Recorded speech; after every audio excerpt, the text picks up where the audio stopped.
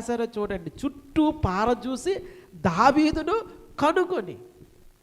చుట్టూ చూస్తున్నాడు, నాతో యుద్ధం చేయడానికి ఎవరు వచ్చారు, నాతో యుద్ధం చేయడానికి వచ్చిన మనిషి ఏంటి అని చూస్తే కనిపించలేదు వ్యక్తి.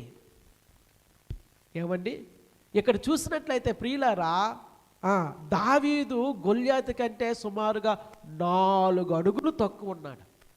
అంటే ఉదాహరణకు అనుకుందాము, దావీదు గొల్యాతును చూడాలి అంటే తలెత్తి చూడాలా?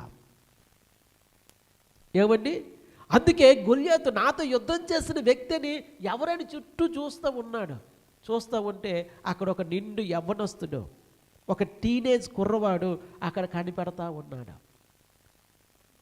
ప్రియులారా, గొల్యాతుకు నవ్వొచ్చింది, అపహాస్యం చేస్తూ ఉన్నాడు.